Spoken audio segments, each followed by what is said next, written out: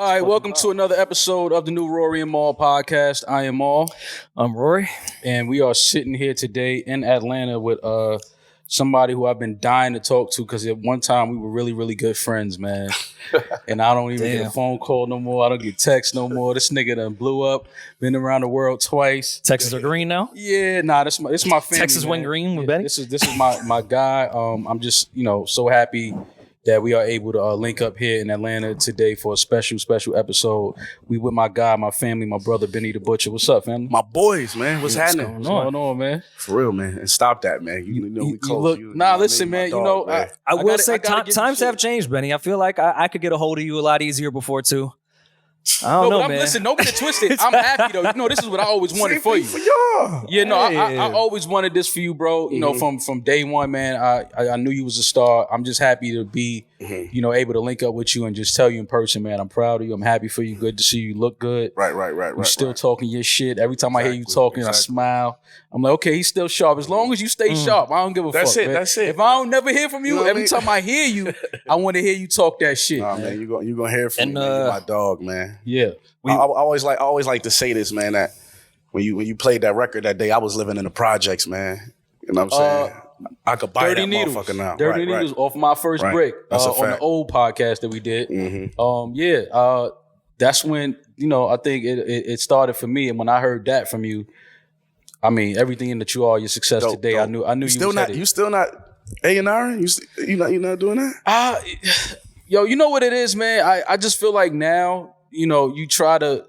I like when it's an organic thing. Like with me and you, it was organic. Like I heard your music. We had never met before that. I heard my first brick tape, and I played the record. And then from that point on, you and I connected on a personal level. Right. Came to Harlem by the crib, smoked, right. Drank, talked shit, and we just developed a bond since then. So a lot of these artists now, I feel like it's hard to connect to them on that level, man, because they feel they come in feeling like they know everything already. Like you cut from a different cloth. You know what I'm saying? It's like now a lot of these young artists, they're young. No, right. They're 19, 20, 21 years old. They feel like they know everything. You can't tell them nothing because they got however many followers on social media and shit like that. It's like, all right, man, you got it. And I see so many of our listeners are always like, Mal should be A&R, Mal should be a manager, sign these acts, all that. I'm like, all right, so you want Mal to have a whole new career.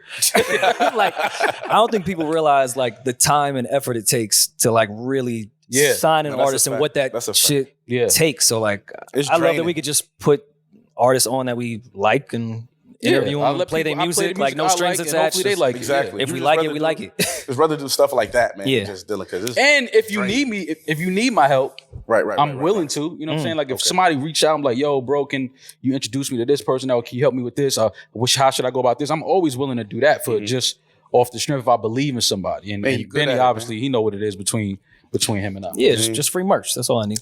Yeah, so we need some free merch. Man, that's what. Send me some merch every time you drop some shit. Just send me a pack. Yo, man. That's all I need. Y'all done? We in the A. I got stuff down here too. All right, good. For sure, yeah. Because anytime I've ever asked for any merch, Derek has hit me with a link and say, "Yo, you could buy it here." Yeah, that's how I go. That's how they do me. That's how they do me. All right, so I don't feel bad. Then. No. If you got to go through that, I don't feel bad. I'd rather get it off the link because if you're trying to get it from West, he gonna give it to you when he feel like it. Oh yeah, I've never get even that shit asked when the new drop is out. Right, or what he think you should have. Yeah. You know what I'm saying? Like he might do a drop, he might do 3 drops and don't give you nothing. Yeah. The next one he be like, yo, Buzz, pull up, I got something for you. Yeah. You're like, man, I wanted that. Them other things though. And that's when he sent me the link. Yeah. That's funny. Well, we down here for Hip Hop Awards. You're nominated Lyricist of the Year. Fire. Mal and I were a little critical, I think, of that category. Not too critical, but critical. I feel like it's just not all lyricists in there or lyricists for the time in which the year cycle should be. I get it. You know what I'm saying? Yeah, they moved the goalposts a little bit. We all love Hov, but goddamn, Hov worked one day out the year, and he nominated. But we understand what that's. No, they want to include the big homie and everything. Yeah, but Hov, it's not fair. It's not fair to y'all because it's like my nigga, that's Hov, bro. Exactly. Like we can't keep. He's lyricist of the fucking lifetime. You know what somebody and he didn't put anything out in the year except for maybe the push verse. Yo, somebody asked me. Actually, was like, yo, you think you could have wrote a better? First, they fucking with me. They like, you think you could have wrote a better verse than on a God did than Hov? I'm like, Hov lived too long and seen too much and did too much for anybody to write a better verse. When it's the content. Yeah. You know what I'm saying? He get crazy with the content. So what's your relationship with Khaled? I've always found it interesting with the last 2 Khaled albums that Griselda wasn't even brought up or part of it. Because I feel like Khaled is tapped in, not just with, whatever's on Billboard at the time, but...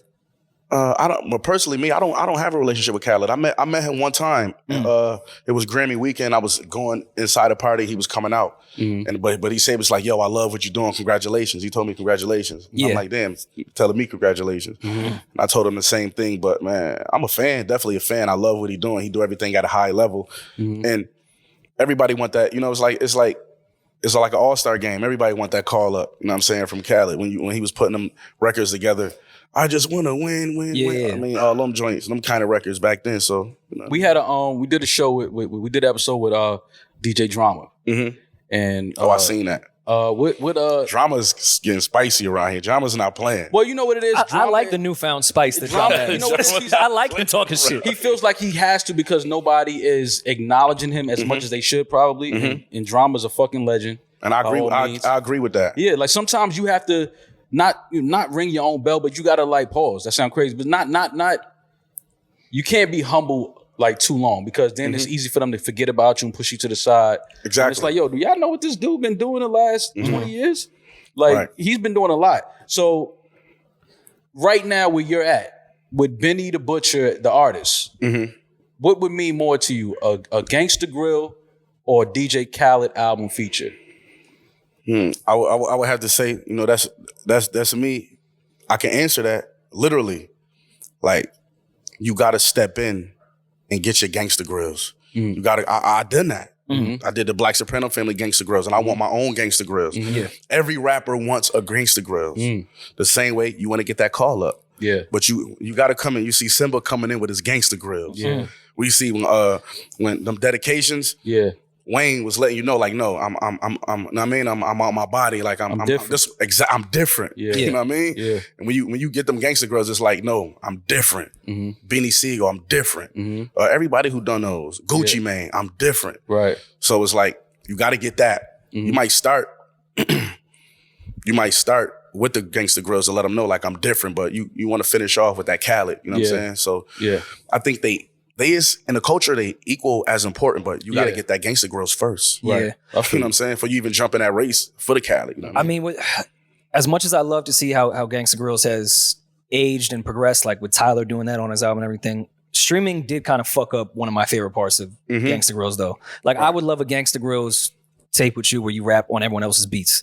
We just can't do that shit anymore because streaming, you have to get everything It's terrible, clear. Everything called an EP, album, and these is mixtapes. Right. You know what I mean? You got to name them different. Like, it's crazy, man. It is all the same. Are you going to go to the actual awards? Yeah, I'm going. I'm going. Do you think if Jack Harlow wins, he'll do the Macklemore Kendrick thing and text you and say you should have got it? I don't think so, man. You know, Jack, he a classy dude. He a seasoned guy, man. I like him, and I think he deserve everything. I think he deserve everything he gonna get. But I'm trying to win too, though. You know what I mean? We sat and talked with Conway a few months ago, and we asked the question like, "Listen, man, like we've been." I know with some of those fake LOL tweets about the family and the team and. Wes and Benny kicked me out the car, all that shit. Right. I know, first and foremost, y'all are family, so, that's first and foremost. But where does Griselda stand today as far as just the chemistry, the business? Like, where is it at? Is it somewhere where everyone you feel is on the same page? Is it conversations that y'all are not having that y'all probably should have? Like, where is the crew? Where's the fellas at today? This what I'm going to say. You know what I mean? Like, you see, we just did Rolling Loud. Each of us had a different day. Griselda never been a group. We never been a group. That's why it's called Griselda Records. Like, who you announce by the record label name? When do you call them like Young Money, Cash Money? You call them by their names or you call them who they were. When they first came out, it was Westside Gunn and Conway. Yeah, right. They was booked for the festivals, Westside Gunn and Conway. They doing shows, Westside Gunn and Conway. I warmed up. Now I would say Griselda Records. Yeah. You feel what I'm saying? Because we don't have a name of the group. That Griselda Records is the label name because we never been a group. It's just West is a curator so much. That's how he ushered Benny in. That's how he ushered Conway in on his songs. Yeah. So it sounded like a group. You see what he doing with Michelle Records. Yeah. That's what he do. So I think the answer to the question, I think this is just the evolution of what was supposed to happen. Okay. I got my label. Conway got his label. West got new artists. Man, we got to sit up front and learn from West. You know what I'm saying? So I talk to them boys all the time. You know what I'm saying? And I was just on the phone with West. He was like, yo, me and Conway was kicking it. I'm expecting, I don't know if they want me to say this or not, but we trying to do what Machine gonna do too right now. You know what I'm saying? I'm calling when we leave from here, like, Buzz, what we doing? Because you know that come with a bag, right? Right. So anyway, you know what I mean? So, but you know what I mean? But that's where we at with it. Okay. To be honest with you, of course I don't talk as much as with them. Because when I first signed, I moved down here. I lived in a house. Yeah, you know what I'm saying? I don't need to live in a house. I got like 4 of them now on my own shit. So it's like I don't see them. No, I don't see them as often. You know what I'm saying? So of course we don't talk, but I'm definitely tapping in. You see, we put the Black Soprano family tape out. It's important that we get Wes on the intro. Yeah. And I'm saying giving us his blessing. Right. And I'm saying to the newest Black Soprano family artists. You see Conway on there dumping. And I'm saying you see the Drumwork Festival look crazy too. You see me at the Drumwork Festival. Yeah. You know what I mean? So we're always going to stay in tune, but the Griselda today is not the Griselda of 2017. It's not. Where do you think y'all differ? And I don't mean like in a negative way, but where do y'all differ vision-wise moving forward? Because I'm sure probably in the beginning it was a similar vision of just getting the 3 of y'all on as much as you could. How has things shifted as far as what West wants to do, what Conway wants to do, and what you want to do? I think West's vision is to push his envelope with the fashion and with the wrestling. Well, I know that's his vision. I talked to him. You know what I'm saying? Yeah. That's what he want to do, the wrestling thing crazy. That's what he's doing. You know what I'm saying? He about to have his own thing. Now, he could do it right now today, but he's so much of a perfectionist. Yeah. He just taking everything in. He could throw an event right now today and it'd be big, but he just putting it together. And the fashion, the wrestling. I think Conway, me and him, it's like kind of more the same vision. We want to rap. Yeah. You know what I'm saying? We want to rap. West want to curate. You want to curate the wrestling events. You want to curate the fashion. You want to curate other artists' albums. Me and Conway, we just still want to rap. We still got that chip on our shoulder. Are we ever gonna get the Spurs album? Damn, that's a good idea. Hell yeah. Hey, listen, man, who you think you sitting here talking to today? Hey, maybe you should be A&R. What is you doing? Listen, man. What is you doing? I'm right here. Like, what you? Let's do it. Mall at blacksoprano.com. We always said the Benny and Conway album, but if we call that the Spurs album, and you just come up with shit like that, just sitting here, huh? Yeah. I like that, man. Because I'm sitting here, like, you know, I hear the records. I always listen to the shit. And, you know, I understand how it's so many different things that y'all have going on as individuals. I get that. And it's beautiful. As y'all creating opportunities, y'all creating different avenues, different streams of income. It's beautiful. But, you know, I remember before it got too busy, shit that would have been dope. And it's like, yo, right. When is that going to happen? Because now it's a lot more shit to talk about. Exactly. Yeah. It's a lot more energy. It's a lot, you know, it's so many things have happened. And I'm all about timing. Everything is timing. So but you're right. It's time for that. Yeah. I think it's time for that too.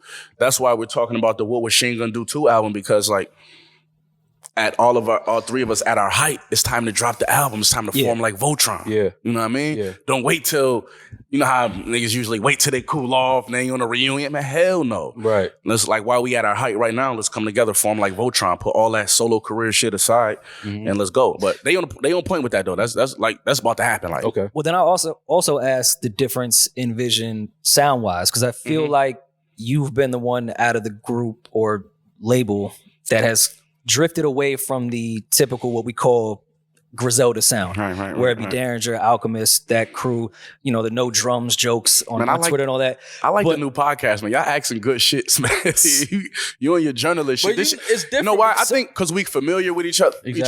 This shit people won't ask me. This shit they will want to ask me. Because they won't ask me that. When you put out the Hit Boy shit, I was like, oh, I know the Griselda fans because I'm one, but not the way like your core is. I'm like, they about to kill. Even though I love this album, it doesn't sound like Griselda. Exactly. It sounds like Hit Boy and somebody that could really rap. And I know those fans. I've been in them shows. They want Derringer, Alchemist, Benny, Conway, Westside. So what was that like? And is that something you could even see going into doing a group project that Conway and West would want to even do it, experiment sound-wise? Not to say that they don't, but it is very much the Griselda sound, whereas Hit Boy wasn't. I think so, because I think that when the What Was She Gonna Do, because West talked to me about that. And he was like, yeah, we need that Griselda sound on there also with a more fuller sound.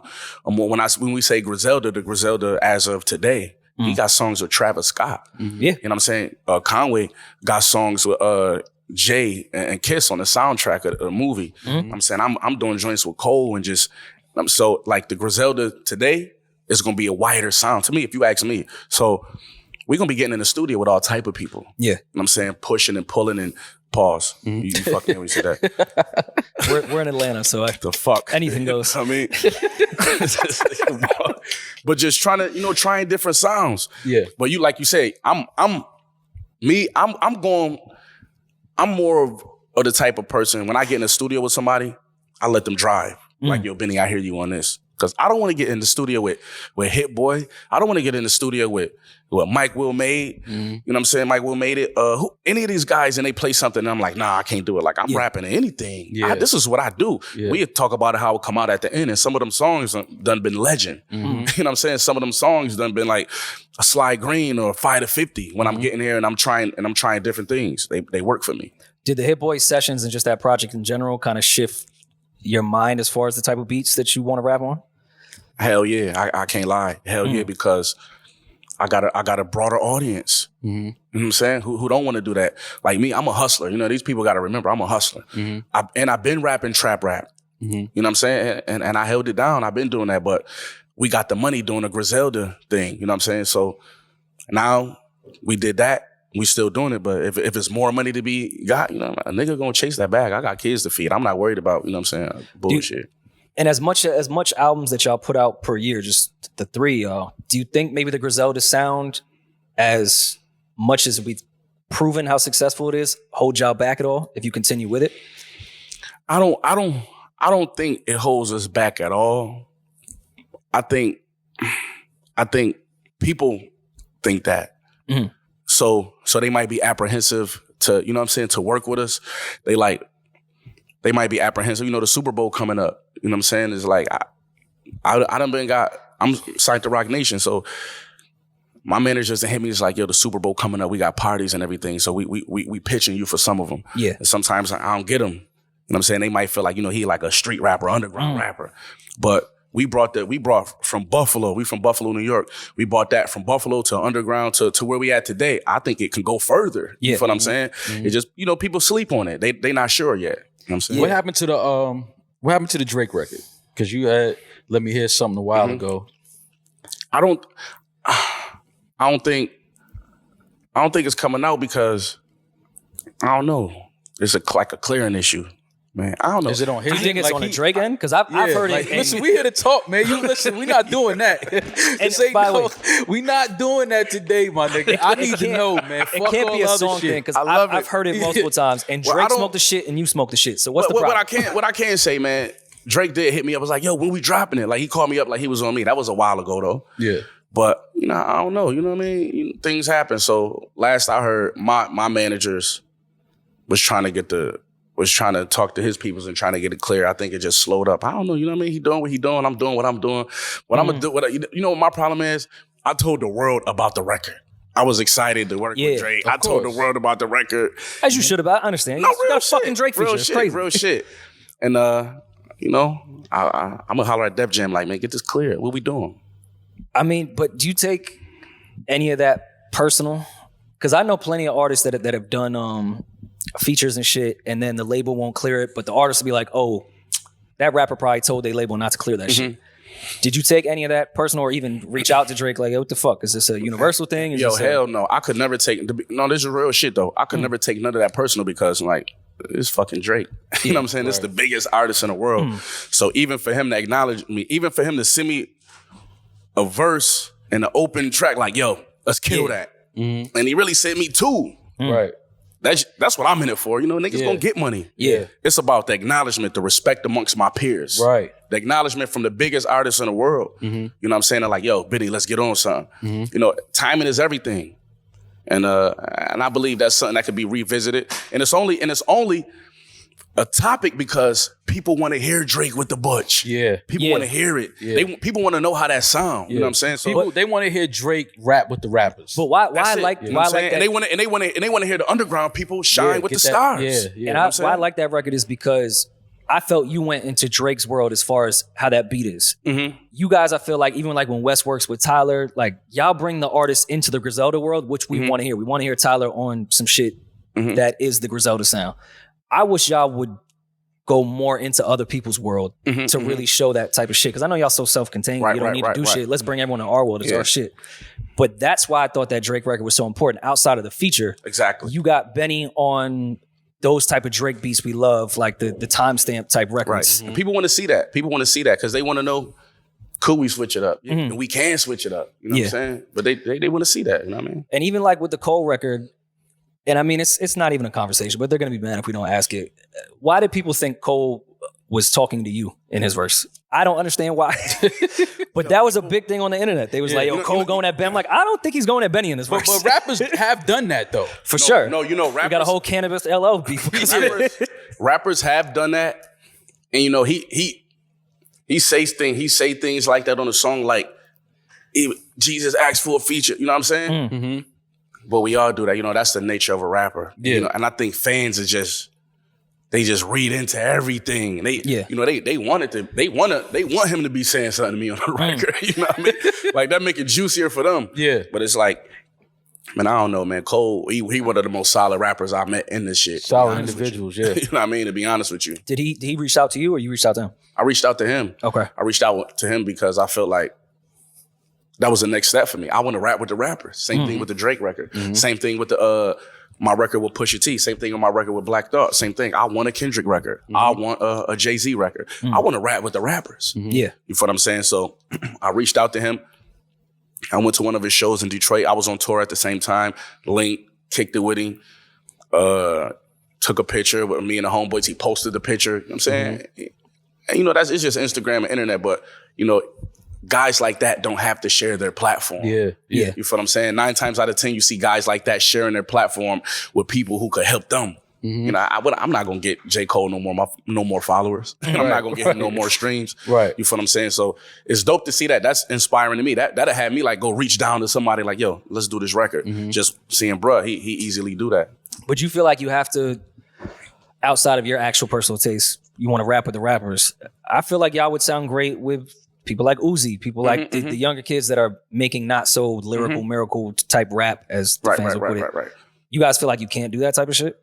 Nah, we can, and we're going to do that, man. We can, and we're going to do that. It's just that I think it's just the hip hop in us. You know what I'm saying? Yeah. It's just that's what I want to do. Yeah. It's all good to do everything else, but I want to see where I stand in the ring with the guys. You know what I'm saying? Like I'm the guy from Buffalo. It's no bigger in hip hop than what we are from our city. We are those guys. So, a large part of the culture, the cult following, Griselda following, want to see how we go with those guys, and that's how I'll do. But I love working with. Man, I got so many records that's about to come out. Shout out to Tay Cobain. Me and him got a record. Shout out to, you heard the Money Man record, the record with me and Money Man. I'm on Herbo new album. You know what I'm saying? I got a record with Mulatto and Cash Doll. You know what I'm saying? So it's like I love doing those type of records, but and I like to get busy. You know what I'm saying? I need that feeling in my bones, man. I'm from the '90s era music. What type of what's an artist that Benny the Butcher listens to that his fans would be absolutely fucking amazed that he even knows who that artist is? Like you be in the crib, like, cause niggas think you in the crib just listening to the most toughest, grimiest shit. Like that's not you true. Got Adele playing in the crib, my nigga. Like I don't got Adele playing in the crib, but I'm listening to like I'm an old school nigga. I'm listening to Sade. Okay. I'm listening to John B. Yeah. You know what I'm saying? Like I might lead a club, rowdy night. I might lead a strip rowdy night. You know, it gets rowdy in them places. Yeah, yeah. I'm riding home. I'm listening to the Commodores. Yeah. Yo, it's fun. Every like real lyrical rapper I know doesn't listen to lyrical rap ever. They all listen to R&B shit all day. Man. I can't be inspired. Yeah, you know what I'm saying? I can't be inspired if I'm just listening to that genre of music. What else? I listen to I listen to ESTG. Yeah, I listen to Pooh Shiesty. Of course, what Dirk Kodak. I'm listening to Dirk. Yak. I'm on that Yak. Future. Gunna. You know, that's what I'm really listening to all the time. You know what I'm saying? Same thing everybody else listens to. You know what I'm saying? Since we're around the corner from the Mercedes-Benz Theater and Kanye's been going fucking nuts lately, were you involved in any of those Kanye sessions? I know he was posting Griselda stuff at one point. I wasn't in there. I went to one studio. It was a studio session, but we didn't record nothing. I spent most of my time in Wyoming just kicking it with Psy. Okay. You know what I mean? That was worth it. You know Yeah, what I mean? for sure. But man, I know Conway spent a lot of time over there, and West spent a lot of time. Conway's been right. Conway, he's been doing something over there. He's been doing something. What was the Wyoming situation like for you? Man, it was dope, man. It was just Ye got the whole compound. It was donkeys and lamb shit just walking around. He got them funny trucks and shit you be seeing him driving. Them shits would be linked up and with the keys already in them. Walking past like, yo, I want to drive some shit like that. They like, go, like the keys is in there. I'm like, man, I ain't touching that shit. That's a liability. I ain't touching your shit. I'm not driving that shit at all. You know what I'm saying? Man, I woke up the next morning and Havoc was there. That was my first time meeting Havoc in the studio with Havoc, and it's like, yeah, he got the people, and I didn't stay on a compound. I stayed at a hotel. He got the people like running in the Raptors, like picking you up. They constantly picking people up and dropping them off, like at a land, like at the airport, private planes and shit like that. So it's like a little city. What type of town? Like, I got to know what those hotels was thinking when Kanye moved there and just started flying Griselda out there. Like, seeing Benny come to the front desk if I'm working in Wyoming and you walk to the front desk looking like this, I'm like, all right, what the fuck like the is diner in right town now? must have been crazy. That got to be crazy if you seen that. You know what I mean? But he got his own little city, if you ask me. No, that's what's up. How many artists at the Wyoming session that was there did you feel like, damn, I really want to work with this dude? Like, I've always wanted to work with him. Like, meeting Havoc. I'm pretty sure at one point that was it. It was like, damn, like, here we go. Like, shit, say something to him. Like, get a beat from the nigga. Yeah. You know what I mean? But it was Hav, and definitely Psy, man, just kicking it with him. You know what I mean? He that's where I get all my game from. People who've been in the game longer than me. So just picking his brain, and he played his album for me. I played my album for him. You know what I'm saying? It's just like, okay. You know what I'm saying? Is that a route the way Sahai, again, is one of our favorite lyrical rappers, but he's a great writer with other shit as well. And I think typically lyricists are the best writers. Would you ever write for somebody not even in some hip hop shit? Like, yeah, of course. I could do things like that. Of course. You know what I mean? If the opportunity presents itself, I've done things like that before, but not like an artist stepping to me. You know what I'm saying? I've done that for like, it's crazy, man. I wrote a song for like, I shouldn't be saying this. I wrote a song for Pinky back in the day. Before anybody ever heard of me. She was trying to rap and I wrote a song. The porn star? Porn star? I did. We about to have a whole different conversation. I did. No. I'm glad I asked that cliche ass question. I did. Because we got a crazy fucking... All right, hold on. I did. No. Let's start from the beginning. Start from the beginning. How did you meet Pinky? No. And why did you meet Pinky? No, listen.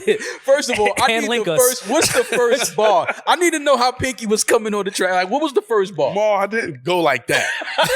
Yo, I didn't go with my city girl shit, Ma. Remember when they found Big's references to all the little things? You said it. I never even knew about this type. That's why I didn't want to say it. That's why niggas can't be open and vulnerable, because the niggas start making fun of them. Real shit, but I made sure. And we gonna find the dat of your reference rapping for Pinky.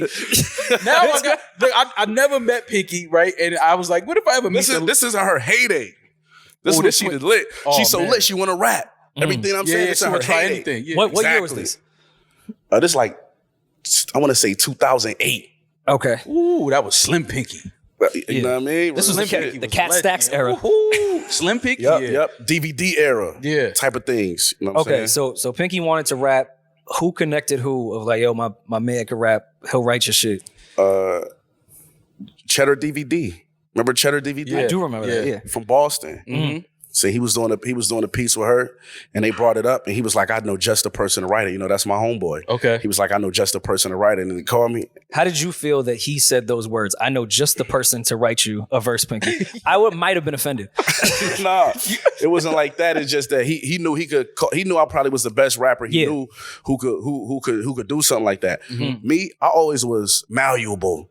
Basically, like I was always like, easy to work with. So when they first came, so I'm thinking like, how could that work? And they just told me, it's like, you don't gotta go all the way. Just just write some shit. I'm like, okay. Because if I gotta talk that dumb shit, like I can't do it. But I just wrote a record. I kind of think I wrote it too lyrical to be honest with you. Mm-hmm. Well, we've interviewed and just talked with amazing real. I writers. wrote a record. You got motherfucking Pinky spitting like Talib Kweli. Real shit. I know a lot of writers say when they have to write for somebody, they research them, they really get to know them, they try to understand their lifestyle. Like, what type of research did you do to understand Pinky to write? I was familiar with her. He was familiar with her. Like before you got to the studio, he was like, all right, let me refresh my memory on what Pinky does. You know what I did though? When I met her, and then I just, she was fly, to be honest with you. And her, I think it was her husband or boyfriend at the time. Probably still is now, I'm not sure. Me and him had the same first name, Jeremy. Okay. You know what I'm saying? So he was a fly nigga too. So I added that. I made it about that shit like that. You know what I'm saying? That's funny. It never came out though, right?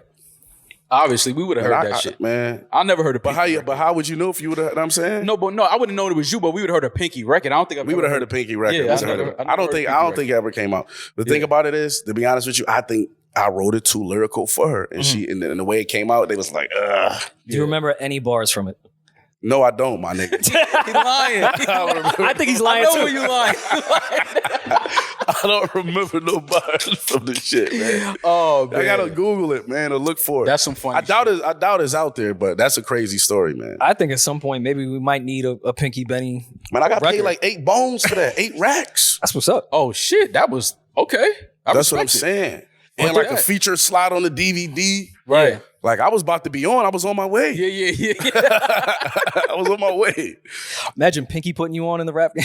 That's crazy. Because I remember like Pinky when Max Records. B was fucking around with Roxy Reynolds and shit. There was a time when I feel like porn stars were trying to do the rap thing. Yeah. And rest in peace, that was probably K Slay in their ear. Oh, for sure. You know what I mean? Like they're ready. You already got a fan base. No, that's a fact. Start rapping. So out of the young dudes that I've seen on the project, long live DJ Shay. Rest in peace, DJ Yes, Shay. sir. And I believe that was the last time we sat and spoke with Benny. Shay was in the studio with us. Yeah, he was there. He was there with us. Yeah. And I believe he passed maybe like a week after that. Not too long after that. Yeah. Rest in peace. Good dude. One of the dudes that I really, really like that I see y'all kind of like putting your arms around it and ushering in Stove God. Like when I hear him, he reminds me a lot of how I felt when I heard you. And it was certain things that he says and how he says certain things and how slick and witty his bars are. But it's also very unique. Like it's almost an unorthodox kind of flow that he has. Is that one of the young cats that you look at and you might not be able to, because you got to keep your poker face when like the students is in the room, but is he one of the ones you look at and he says something you like, God damn, this nigga's nice? Man, him, Simba, you can't forget Spesh, you know what I'm saying? Spesh is on a different level. And we're going to get into y'all history too, Spesh. But yeah, man, I definitely, when people ask me about Stove, I say Stove out of here. He got all the intangibles and ain't nothing to talk about.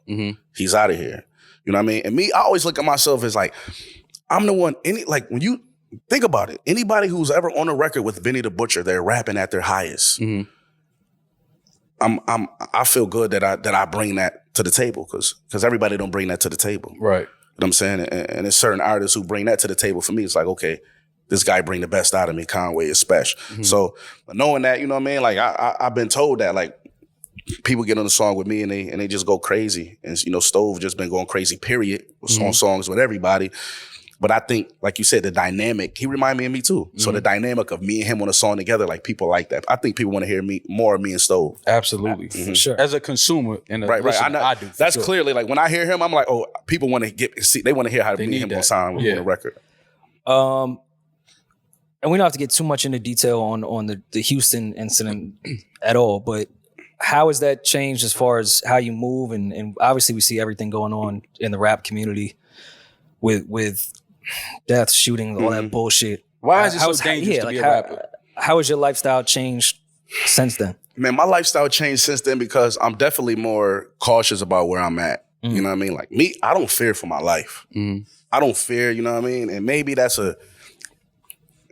something I might need to do. You know what I'm saying? But I move like I don't move like I'm in danger. Of course, I'm not in nobody hood 3 or 4 in the morning. You know what I'm saying? That shit in Houston happened 3:30 in Houston. Yeah. You feel what I'm saying?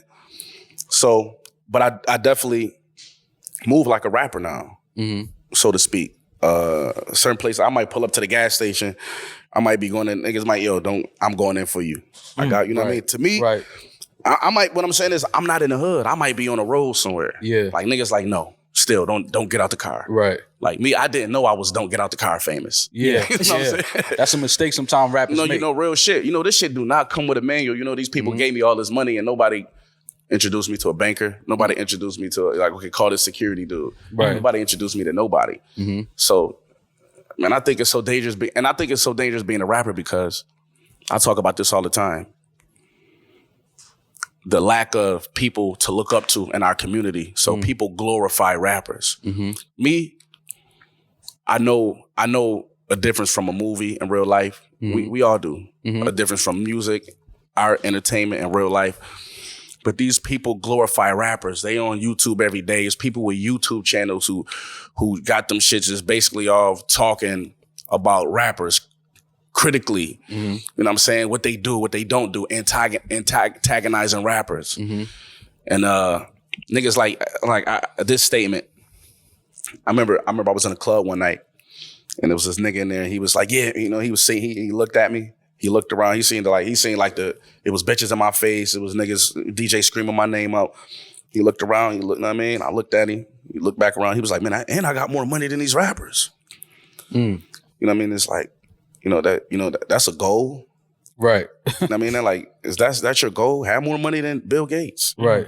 You know what I'm saying? Have more money than, you know what I mean? Like, that's your goal. Like, people want to, man, I got the smoke rapper weed, smoke red. Like, God damn. Niggas so it's like the rappers at the top of the food chain. People want to do everything rappers do, but at the same time, they want to antagonize rappers. Man, you bitch ass rap niggas. Rappers don't got this. Man, rappers it's like a love-hate relationship that the people have with us. They love us so much, they hate us. I'm saying them same niggas who be running up on niggas, take an autograph. You know what I'm saying? Or it's just that. It's just dangerous, man. You know what I mean? And we 99.99999% of rappers is all from the ghetto. And we want to go back. Right. And we want to go back. Even if we're not back in our ghettos where we're from, we want to connect with people in different ghettos to show them like, look what I did. I'm like you. Yeah. My nigga, I'm from right here. Yeah. But we can't even do that. Right. Because they coming back and seeing us as food. You know what I'm saying? Because it's shit is crazy. It's hard. It's popularity and accessibility, I think, at this point. Because, like, even when we was coming up, you only knew about the rappers you liked and you didn't know where they were, nor really what they had, unless it was a video or they just rapping a verse. Yeah. At this point, they could be just reposted on IG. You'll find out about a new rapper and see what he has. And then it becomes food at that point. Right. It's just too much accessibility. It's too much popularity because somebody could not be a fan or know about a rapper, but they know their IG page and they know other people like them. He's in LA today? Real shit. That type of shit. Man, and people just broke as fuck, bro. Yeah. People broke as fuck. No disrespect, I mean respectfully, because that used to be me. And that's still a lot of people that I know. People broke as fuck. You know what I mean? Like rappers, we're in a different world. Right. I might be in a room where I got the less shit. You know what I mean? I'm actually in a lot of rooms like that. Right. So that's the rooms you want to be in. Exactly. But when you go back home and you go back like you the apex, niggas like, God damn, how the fuck did you do it? Yeah. Like, bruh, this is nothing. You know what I'm saying? In our world, this is nothing because people climb into the heights and you go to the bottom and you know what I mean? That people People, you might fucking blew 10,000 shopping. You might gave it to your family, son. And then there's people in the hood thinking like, all I need is $10,000 to change my fucking life. Right. And I'll never be broke again. Right. Yeah, You know that's what they think at least. That's what they think because they don't know. Yeah. But it's like, man, people in the hood is like fucked up. Yeah. And you also have to put the psychology of how we all strive for attention now with social media into thievery. Because now it's a stat to rob somebody. Yeah. Like they could go back and say, you could rob somebody that's rich and nobody know him. It's not a stat. You got the money, but we've clearly seen that people like attention more than money these days. Exactly. Do you think so now when it's a rapper, somebody, y'all know him, I robbed it, that it becomes not real shit. Even bigger. It's like hang with this rapper or rob him. What can I get more clout on? Exactly, which is just that shit weirdo like that shit. But you got to really think that attention has gone into the thieves. Like, right, real shit. I get more of a stat because we live in this fucking generation of look at me, look what I did. That shit even goes into crimes. How do you feel about the because I'm at the age now where and I hate it because that means I'm officially old. But the whole culture of like drill music. Like growing up, I remember when, gangsta rap came on and Snoop and Dre. Like I used to have to I had to sneak to listen to Doggy Style. Like my moms wouldn't let me just openly listen to that. But like, if you listen to Doggy Style now, and then you listen to that content, and you listen to the young rappers now and their content, Doggy Style wasn't that bad. No, right. Like it wasn't as violent. And again, in being out here moving around, we do know how influential music and hip hop is to the world in our cities and our country. Do you feel like the drill music or just music in general is playing a part in the violence that is going on? Like, because now a lot of these young cats, they really rapping about shit that they really actually doing. And like hip hop is supposed to be the art of storytelling. You don't got to actually be doing that shit. Like a lot of these actors ain't actually killing people. Right. You know what I'm saying? But we going spending money in the movie theaters and we supporting these projects. But why is it in our culture you have to really be killing a motherfucker, or you really have to be robbing a nigga, and then you going on the music and saying it and laying it out for the cops to come right to you? Right. Do you think that that's planned and programmed that way? As far as like the streaming thing now, because now it's like violence is almost monetary. They're monetizing off of the violence and the shit that's going on in the community. Man, I know a lot of people ain't gonna like my answer, but I think that shit do play a part in that. Like, you know me, everybody know what kind of music I make. Right. You don't think the motherfuckers see me at shows and be like, bruh, you know what I just did? Listen to your music. I just sold it. I'm like, bruh, don't tell me. Don't tell me, bruh. Right. You know what I'm saying? So it's just fucked up that the shorties want to prove themselves through the music. Right. You feel what I'm saying? Right. And man, you know what, man? A lot of people could say that about us for the shit that we talk. Man, all they talk about is selling this or selling that. But the difference to me is that, man, we wanted to be bosses. It was about money. Right. You know what I mean? Money, selling drugs is not cool. It'll get you an asshole full of time. Right. It'll have your mama missing you, or your kids missing you. But man, you ain't killing nobody, man. You ain't blowing nobody's fucking head off over lyrics and just in the music and just like you said, it's like and my era, you had to be nice. Right. It's like these niggas don't gotta be nice. It's like if he okay, but he shot some niggas, like he really he the next one. Right. You know what I'm saying? I think Shorty's got it fucked up with that one. Not saying that I'm not telling nobody to rap about what they don't. I mean, rap fake shit. I'm just saying, like, be yourself. Don't ever feel like you can't be yourself to get some money or to get next to that pretty girl you like or to get that car you want. You don't got to be a tough guy. You could literally be in your own skin. Man, guys like Drake and Jack Harlow show us that every day. Right. Toby, you know what I'm saying? Guys like that.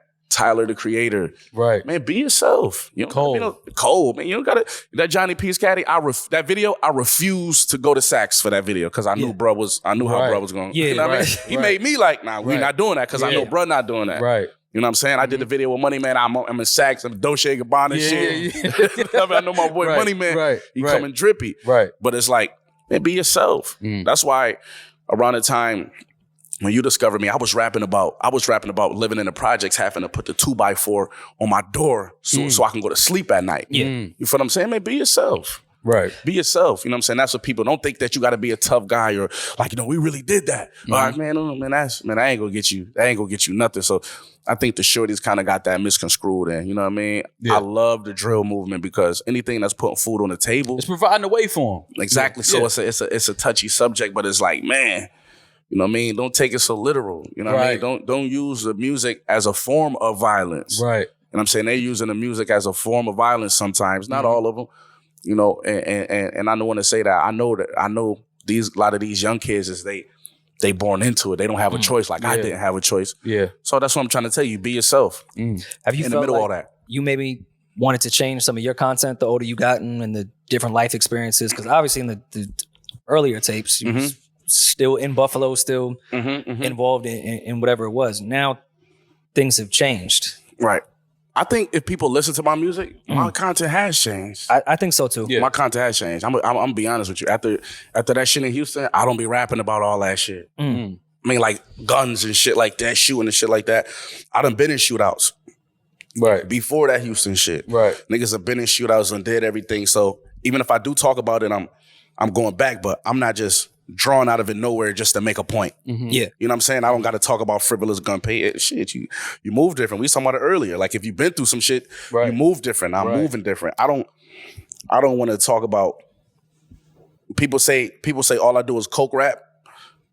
Fuck them, but sometimes I want to show like I could do other things. Right. Well, how has your perspective changed outside of the Houston thing and even safety as far as how you move? How has your perspective just changed from the success and just being a full-time rapper and just having an entire different lifestyle that you have? Is that, man, it's a lot on my shoulders. It's a lot that I could handle anything. Maybe my mama can't handle it though. Right. Maybe my kids can't handle it. Yeah. So I don't want to be like, yo, I could do this. And then putting them through something like, damn, we can't go through that. We need you. Right. So you gotta grow the fuck up. Honestly, man. You just gotta grow the fuck up and realize that even though I'm the guy with the spot, I'm the guy with the microphone, but I represent a lot of people. You know what I'm saying? The Benny the Butcher is a lot of people stand behind me. I'm not here by myself. You know what I mean? If it was for a lot of people, I wouldn't be here. Just to be mindful of that. Stop making these selfish decisions if it's the hanging out or if it's the just doing shit that I shouldn't be doing. Just thinking, you know what I mean, selfishly. Now, I'd be remiss if I didn't ask and talk about the whole situation with Freddie. Only because I fuck with both of y'all personally. I fuck with both of y'all as artists. And just being honest, I don't know what the fuck, how it even started. I'm legitimately confused. Man, niggas gotta ask him that, man. Like, I plan on it. I plan on it. But I, as somebody that just knows both of y'all and know that at one point it was really love. I think that nigga just try to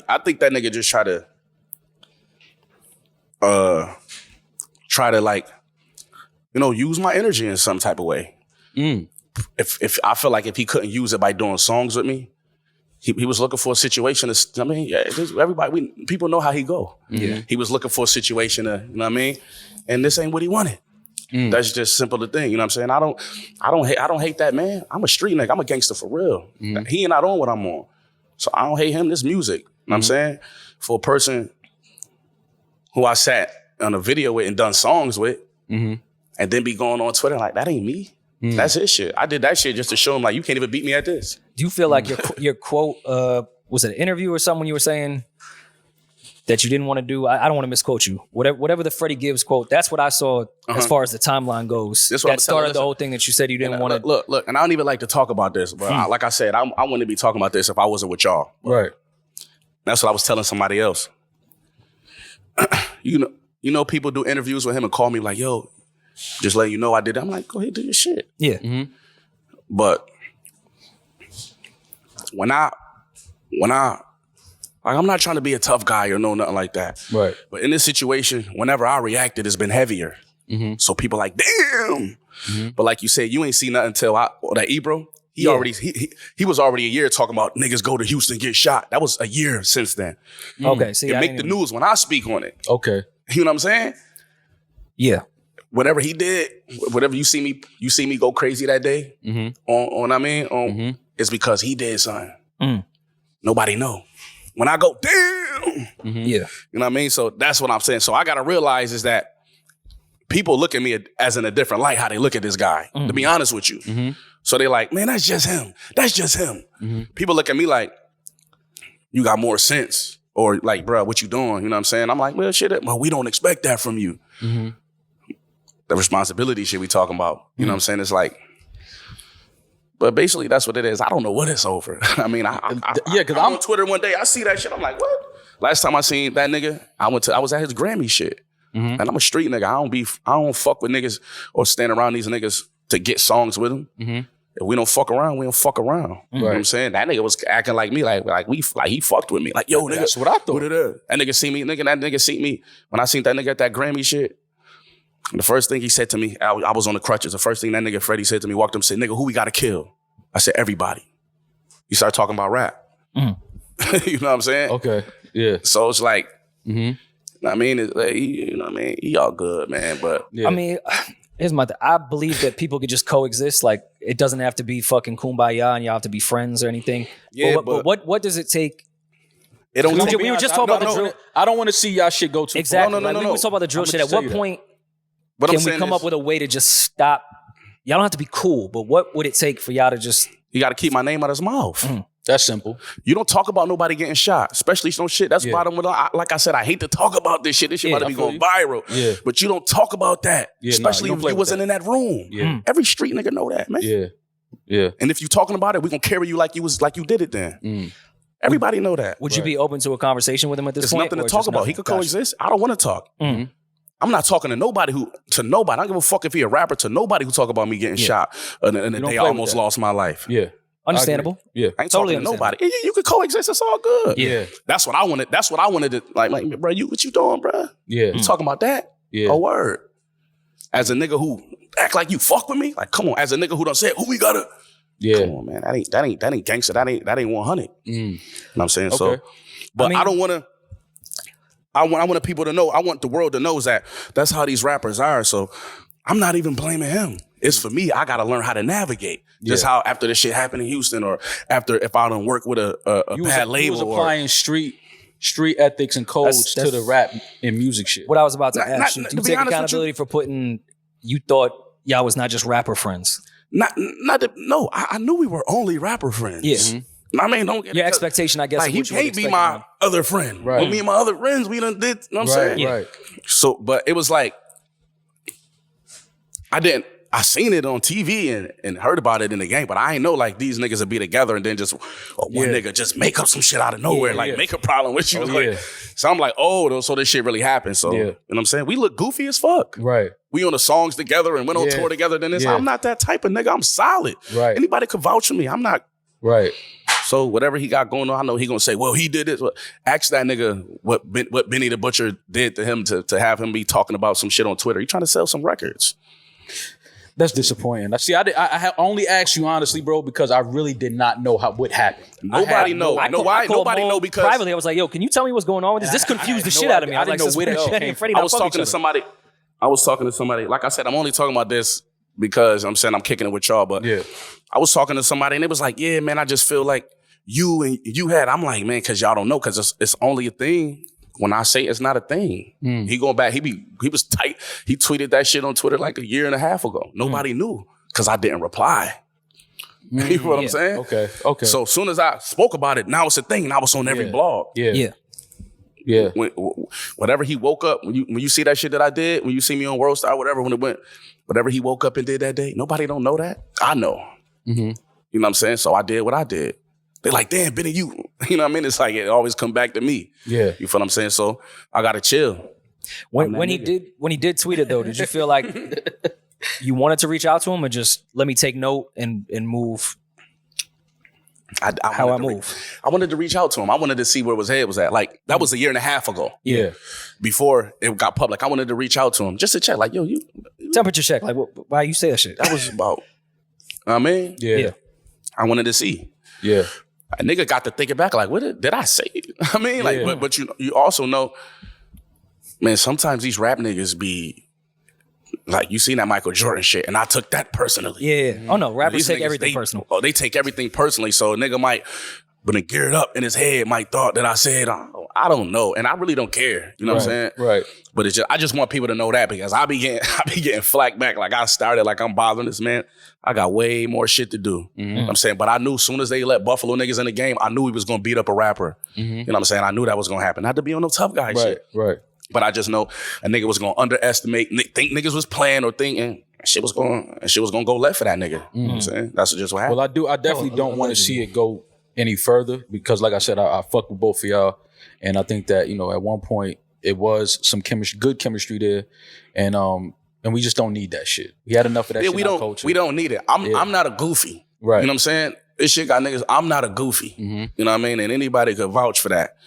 So just like, and that's another thing. Like, you got me looking like a goofy. I don't like that. Yeah. People got my niggas asking me this shit in the interview. Yeah. Like, I ain't do nothing, bro. I feel you feel what I'm saying? I feel you. Just Well, crazy. of course, they're just gonna put it on you because of the city it happened in and all that shit. Which, but again, all alleged shit that we don't really need to get into detail for. I do hope with this album rollout that does not become a thing. Because y'all don't need to be best friends. I just want that shit to stop. Like, man, he just gotta stop. Well, saying my simple. name. Just stop. I mean, I don't talking know. about it. Because like you said, like, he did what he did for a year. I kept quiet for a year. But then, his album rolling out, so he's saying more and more shit. So it's like, all right, now. You know what I mean? So it is what it is, though. I mean, at one point, we don't have to make it a Freddie thing. At what point do you just ignore shit?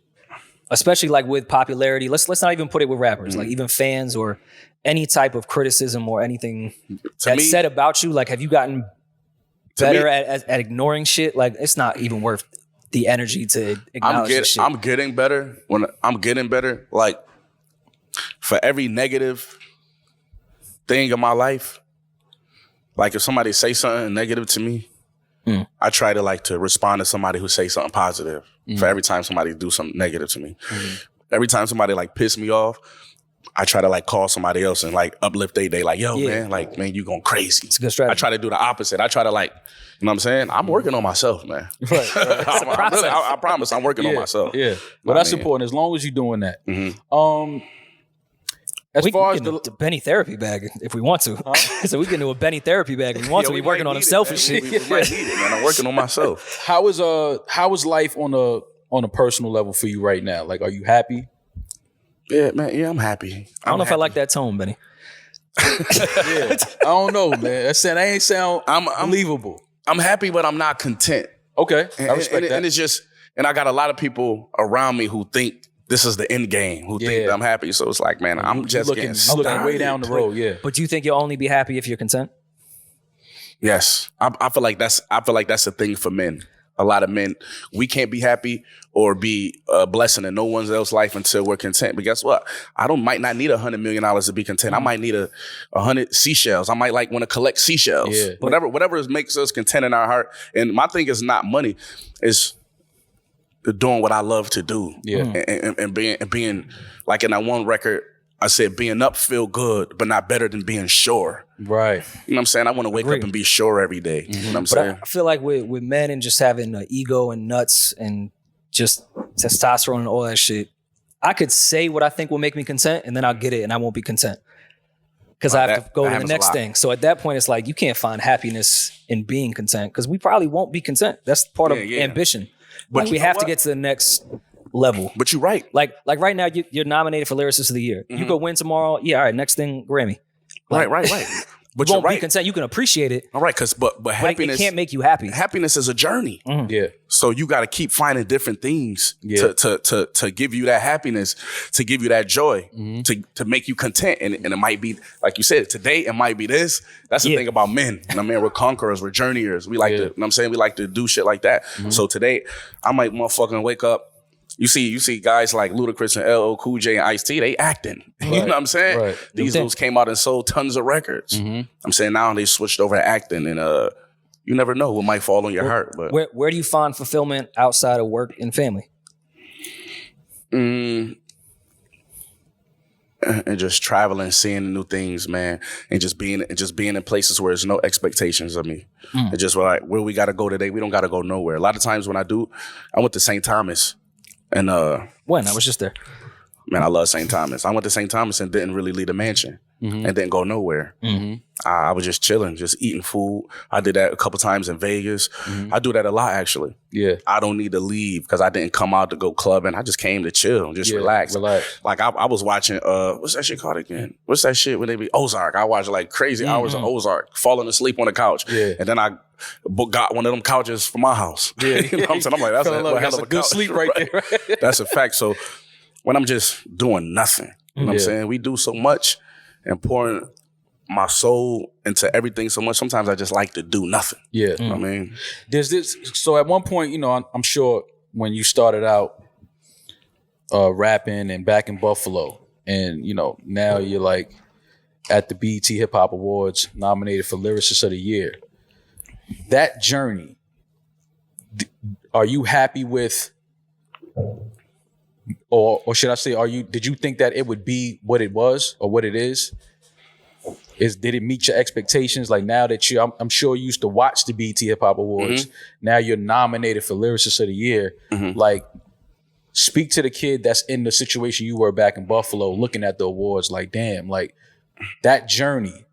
Is it everything you thought it would be? Yeah, the journey was, and the journey is the best part. I'm not gonna lie, the journey is the best part, man. I said this on camera before, man.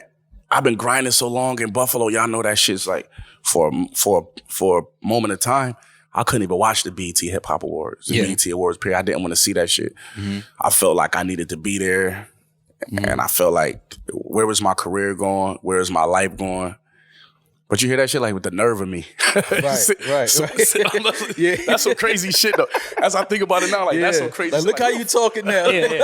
Like, now you go to St. Thomas to watch Ozark. Fuck these niggas, man. No, real shit. Yeah. Just watching that shit, I couldn't. I'm like, man, I ain't watching this shit because I'm supposed to be there. Like the nerve of me. But now I'm here, so I was right about something. And I would tell the kids, man, put your best foot forward. See, a lot of people don't understand about when you become an artist, it's not about who could cater to you. You know what I mean? Like, you got to think, these labels give you this money. Like, you ain't did shit for them. Right. You know what I'm saying? For all of us who ain't named Aubrey or Lil Baby. Right. You know what I'm saying? And Nicki. Right. There's a lot of us whose name ain't that. So a lot of times when they give you the bread, like Def Jam gave me the bread, like, they not sure I'm going to recoup that money. Yeah. You know what I'm saying? They do business with people a lot of times who they were sure. Like, ain't fucking Justin Bieber signed to Def Jam? At one point, yeah. At one point. Universal. So it's like, man, it's just like, man, you got to give your all to this. Like, people don't know. You got to give your all to this. And it's not, a lot of times as artists, sometimes we think, like, man, what could these people do for me? When you starting from the bottom, it's like, no, what could you do for these people? How could you become an asset? Right. And that's what I just try to do. I just try to become an asset in a room. I try to never need West Side Gun. Man, I never asked West Side Gun for nothing. I always bring that up because not saying that I never needed to. Right. I just knew a whole bunch of other motherfuckers was asking him for shit. Right. Yeah. Right. You know what I'm saying? Yeah. So I needed other favors. Right. I didn't need him to be like, okay, I got this BT shit going on, and I got this studio session going on. I could bring Benny, but I ain't calling that nigga. That nigga gonna need it. He gonna need some money. I mean, I ain't calling. I don't even want to. I didn't want to be that. I didn't want to bring that energy towards him. So I never asked him for nothing. I just wanted to become an asset to him. Did that come from, because I don't know if you even remember this. We were outside the Universal building, I think right before Wes had signed that Shady deal. It was you and Wes. I ran into y'all like in the lobby, and I was like, are you signing with that? She was like, nah, I'm not signing nothing with Shady at all. Like, that's all a West Side Griselda thing. This was way before Rock Nation, anything like that. Word. Is that when you started to like soak up what labels can and cannot do for you, and what's really owed and what's not, as far as that went? Because you was just with West, like, as his mans going up to the meeting. Right. Man, I did. And man, I wanted to be signed to Shady Records so fucking bad.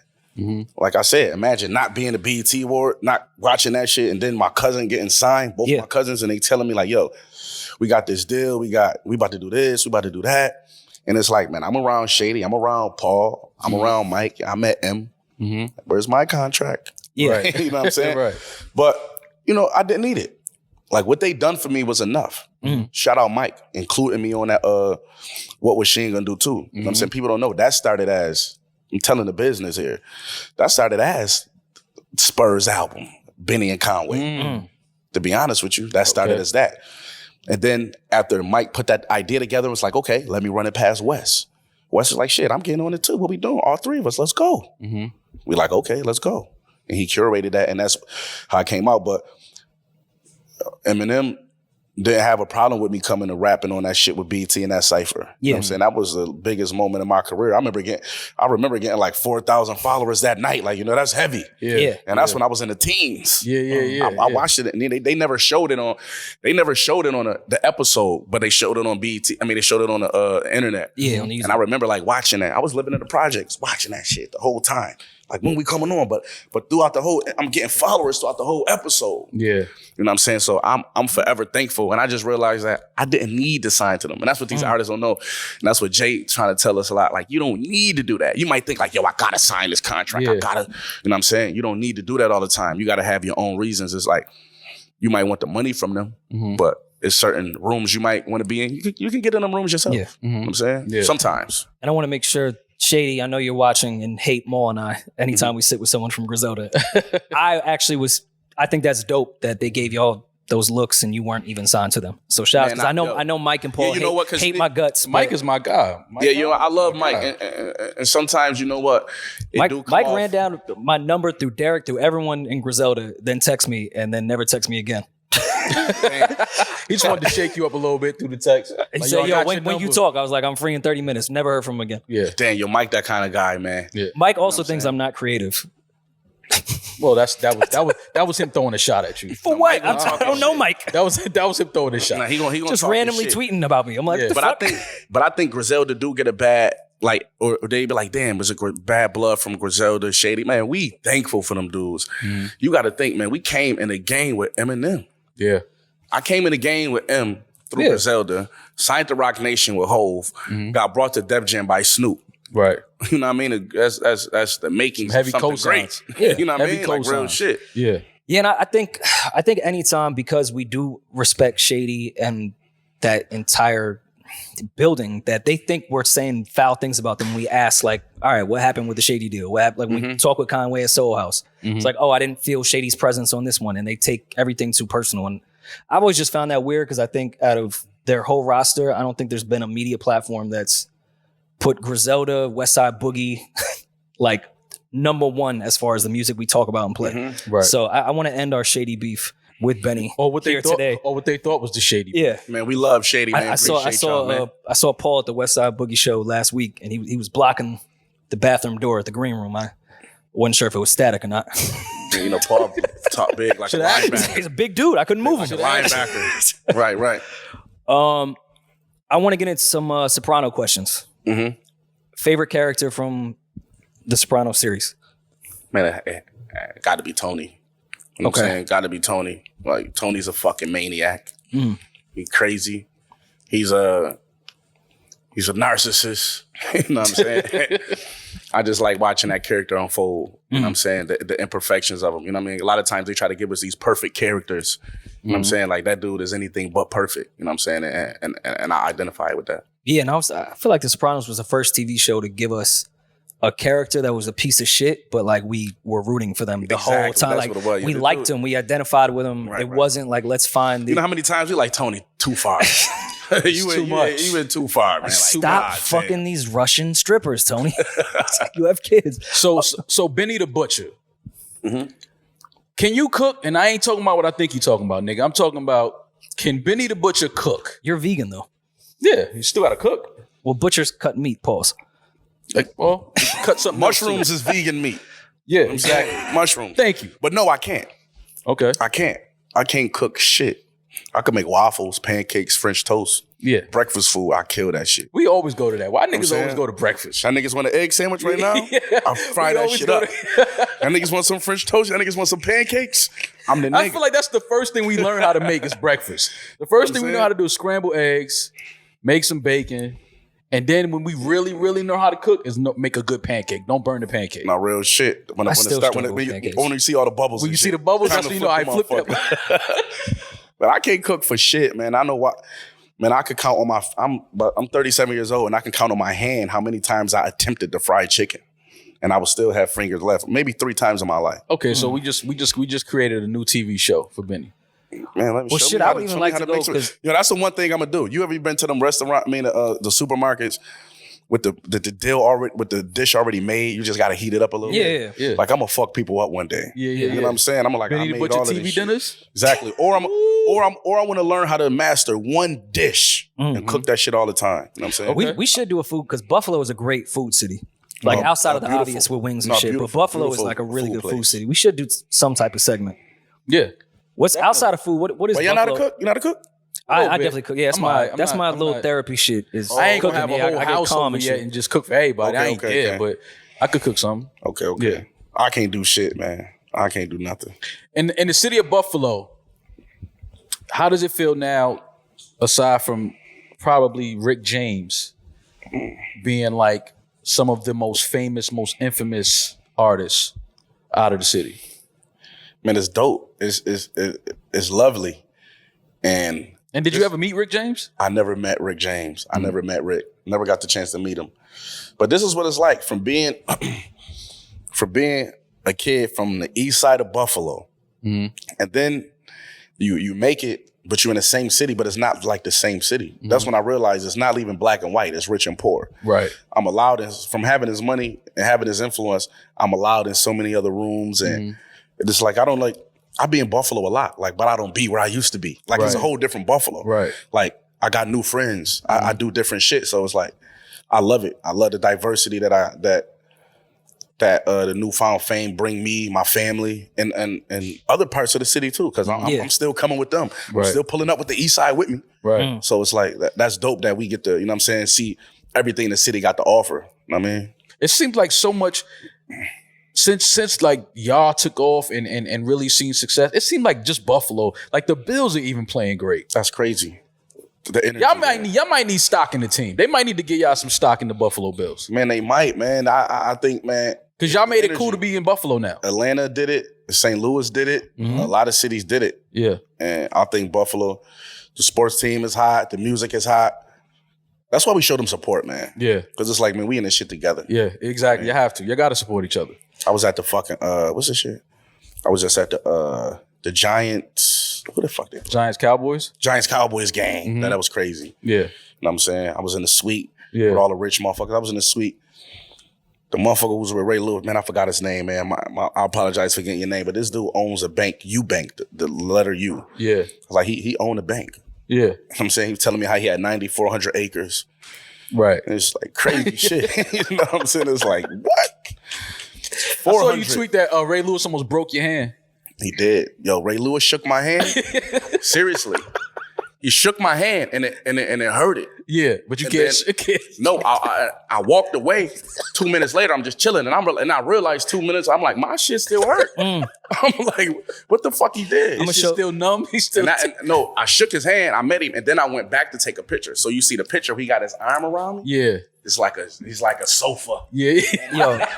It's like, God damn, Ray. Yeah, yo, like real shit. Yeah, it's archived on my IG, but we was with Mike Tyson. And we were, taking a bunch of group photos or whatever. And then Mike was like, yo, let's take a solo pic. And it's Mike Tyson's my favorite fighter ever, of course.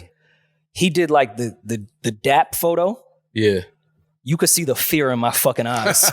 My whole hand was fucked up for the rest of the day. Yo, dog, so we did the Mike Tyson podcast a while ago. And, the whole time to ride over there, it's like, this is Mike, man. So it's like, we kind of like, niggas is excited, but niggas is also like, but what Mike we getting? Because you just hear stories about Mike. You don't know what Mike we getting, right? What Mike Tyson you getting. Mike come in, we at the office, he come in, and I wasn't expecting him to be so soft-spoken and friendly. But then, like, after we did the episode, we smoking, we talking. And Mike he one of them niggas that like to play with his hand. I'm like, Mike, we not gonna do that. Like, really. I'll do that with every other nigga in this room. We not doing that. We not playing with the hands with you. No, he was shadow boxing in the kitchen, and it was like, it was just like, oh no, you still know how to Yo, them athletes are machines, man. Yeah. They machines. Even after their pro days, man, they still conditioned. From all them years of conditioning, they still in shape, man. Yeah. Mike might have been the only time I've ever been starstruck in my entire life. Yeah, that was big. Me and Mike Tyson was definitely like, and then, he fucked us up when he told us that he was, it put things in perspective for me. I always say that interview and that conversation with Mike Tyson changed a lot for me when he told us before every fight, he was scared to death. And I looked at him like, what? He said, I used to be in the locker room scared to death, like every fight. I'm like, Mike, we used to be at the house knowing you about to knock this nigga the fuck out. What are you talking about? And he stopped, man. Don't order the fight. He gonna be down. He gonna be out in 2 minutes. We paid $100 for this shit. He's like, I was scared to death every single fight. And to me, that puts so many things in perspective of like, okay, if we think who the baddest, toughest dude on the planet is, if he's telling me that he was scared, then that's a natural thing. Like, okay, we can all be scared. It's a natural thing, man. We can all be scared. Real shit. If Mike was shook, he punished a lot of them dudes. And he was scared. I still go back and watch that shit on YouTube. Of course. He punishing them dudes. Of course. How much money would it take to be Mike's sparring partner training for a fight? Me? Yeah. Nah, I'm cool. I like my health.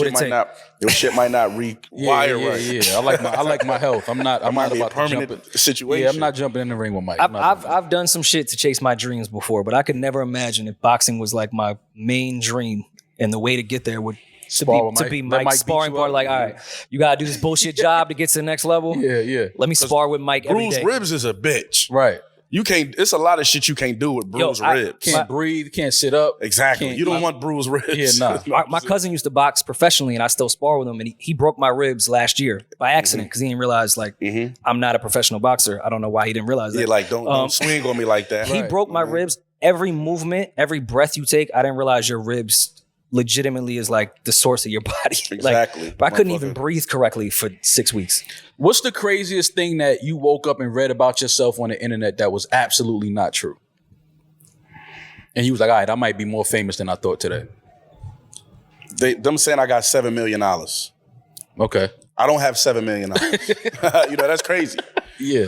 I'm like, damn, I'm like, what the fuck did I wear yesterday? You know what I mean? Like, what the fuck? You know what I'm saying? The Google net worth shit.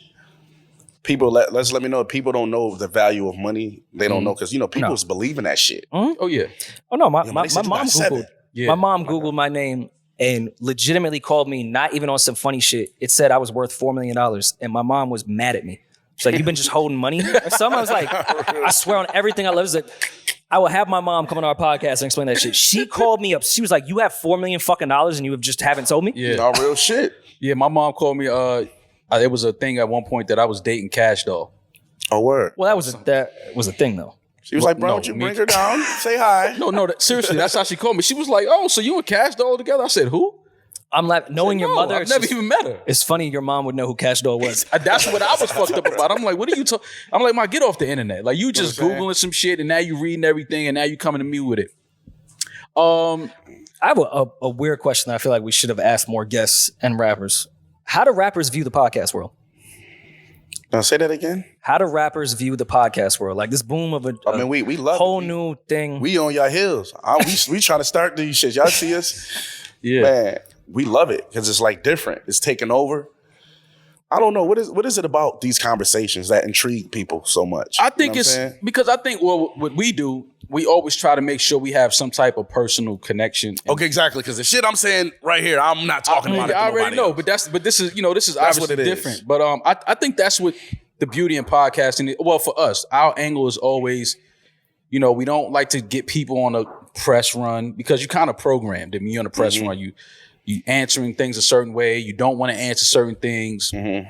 So we try to keep it to where it just feels like more of a conversation. Like I don't even like holding this mic because I feel like I can't. I got a mic in my hand. This means this is going out to somewhere. Like I like to just sit and talk to people that I already kind of like have some type of relationship with. They know that I can ask whatever.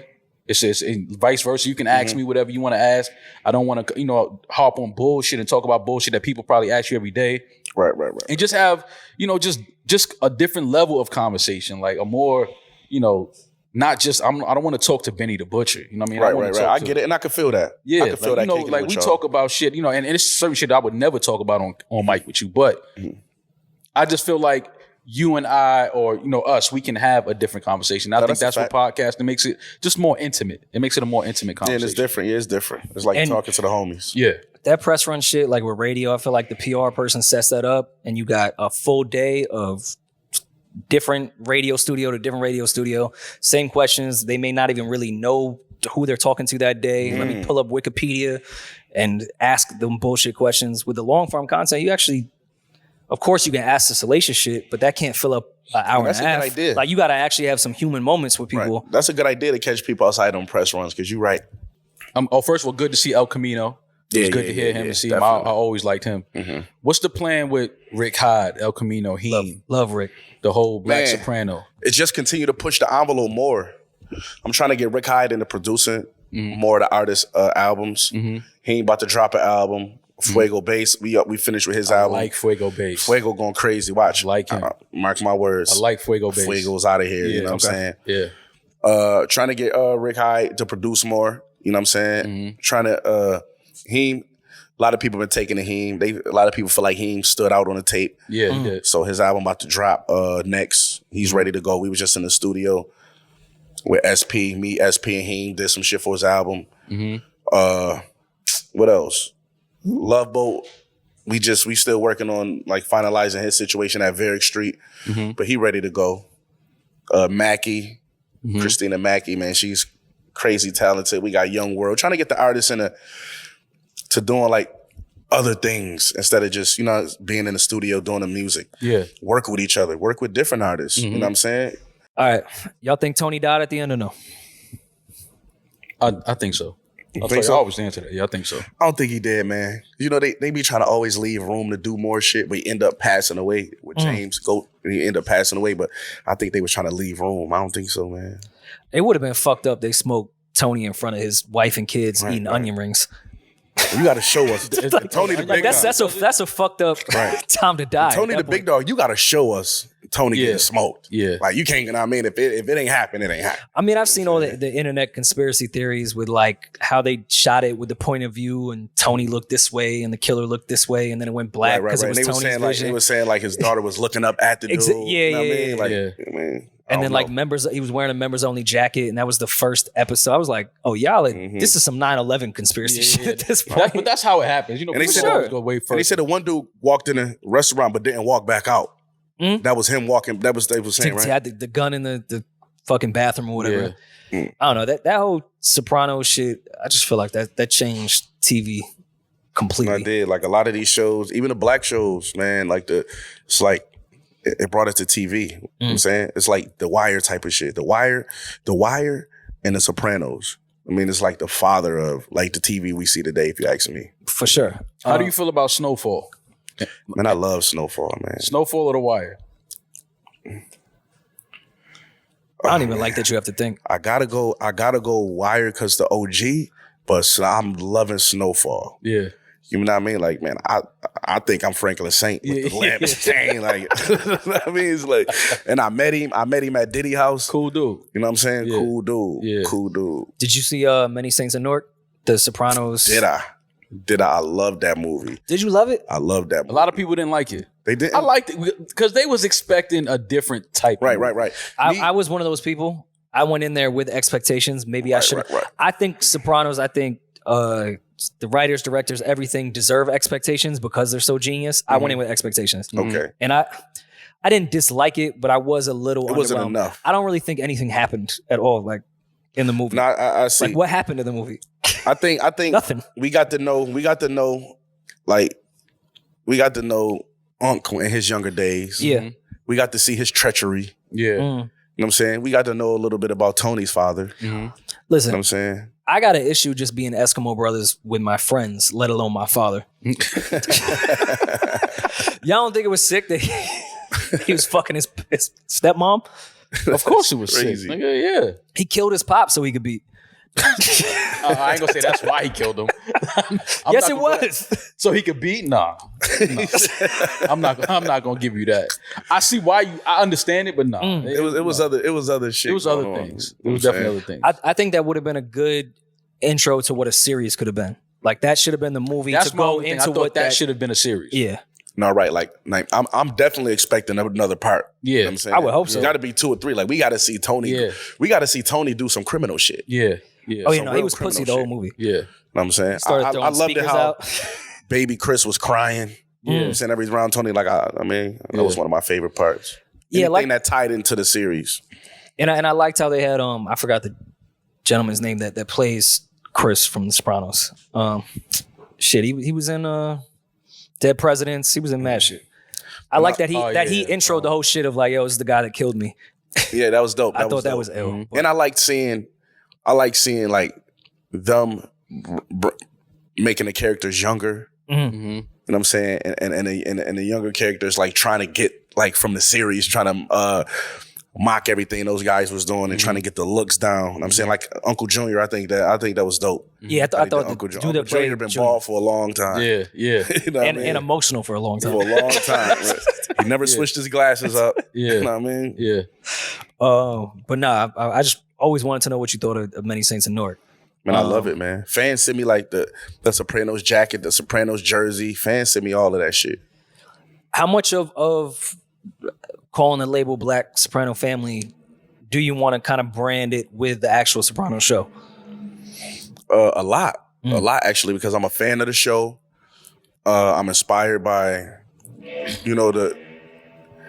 the La Cosa Nostra culture family and hierarchy. You know what I'm saying? And that don't even stand just in the criminal world. You know what I'm saying? We run in the business. They ran them like Fortune 500 companies. So I'm inspired off of things like that. Yeah. And I just, I do want to indulge like I want to do like mob movies. I like that. That's why I love the movie, because anytime they give me anything like a mob movie, I love it. Like what's the one shit? It was Russell Bufalino not too long ago. Oh, Irishman. The Irishman. I love that movie too. Classic. And that movie got a lot of flack. So I love the Irishman. I don't think we're never going to get another I love that Goodfellas. We're never going to get another Goodfellas. But we shouldn't. Another Casino. We're not going to get one. Like let those. You know what I mean? Because Exactly. if you try to, it's gonna be like, all right, see, now y'all playing games. Right, like, don't do that. right. Leave that where it's at. But what's funny about the Irishman is like it was like the deluxe album of Goodfellas. Goodfellas, when you look back at all the mob movies, has the least amount of action. It's they're just dialogue the entire time. Exactly. Of course, you got the scene when they beat up Billy Bats and all that shit. But it's a fucking No, quote unquote boring movie when it comes to action in mob movies. The Irishman was just 3 hours of dialogue, whereas Goodfellas was 2 hours. You could take it. Right. Yeah. I think that's why people hated that. The But Irishman is a classic. to me. I like that I shit. love that movie. I love it too. I love it. And even shit, love Buffalo's that it was history like- with that whole shit. And, I'm Right. Irish, so I don't really fuck with Italians. Like Russell like that, but- Bufalino. Yeah. Like that's Erie, PA. It was right next to Buffalo. You know what I'm saying? Even though the name, it has nothing to do with it, ironically. But around that time, like Stefano Magaddino, he was the Buffalo crime boss. You know what I'm saying? Joe Bonanno's cousin. Yeah. You know what I'm saying? Real shit. Yeah, I feel like the whole commission case and all that shit. Wasn't that by Buffalo where they called No, everyone upstate and shit? It was upstate in the Appalachian Mountains. Yeah. But Stefano Magaddino, the Buffalo crime boss, he was there. He's the longest running crime boss ever. 50. He was the boss for 50 years. He was the only person ever to do that like that. You know what I'm saying?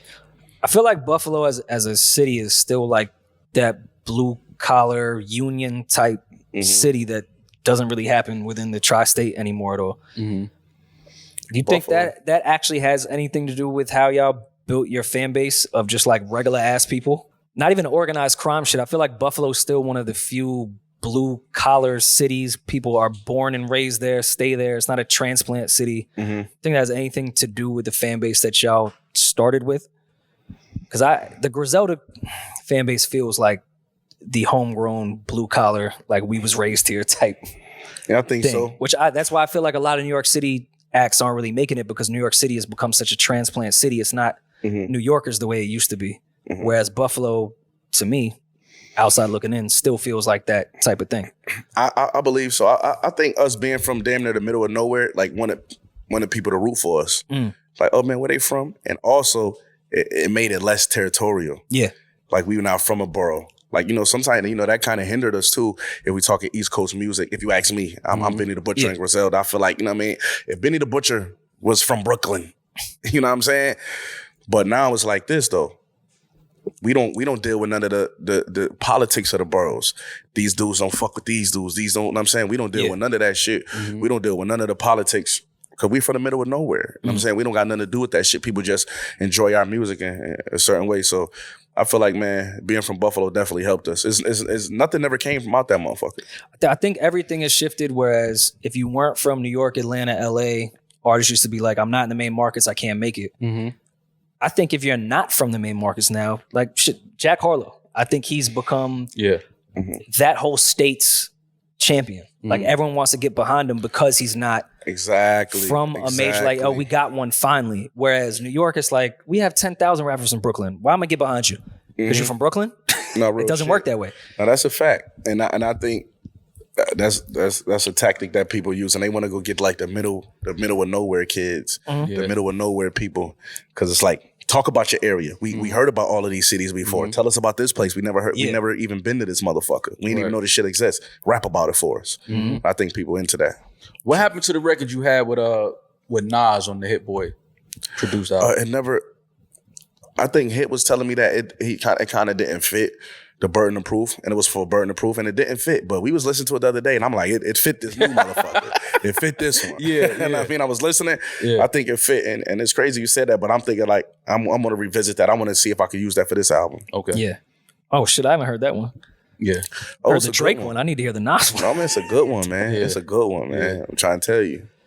All right, well, listen, man, I don't want to, sit here and talk too much longer, but I am glad that, we was able to see you and kick it with you, man. I haven't seen you in a while, but I'm proud of you. I'm happy for you. I'm always rooting for you. And, I'm rocking with you forever as family, man. So, man, I appreciate you fellas. Whenever I bump into y'all, it's a good thing because always 9 times out of 10, we always working or we on our way somewhere. We're at an event. So it's always good to see y'all. That reminds me, though, that I'm working when I see y'all. We working, man. We working, but I'm proud of you. So. And it's good to see you, B. Man, love. Appreciate y'all boys. All right, this has been another episode of New Rory and Mal with my guy, my brother, Benny the Butcher.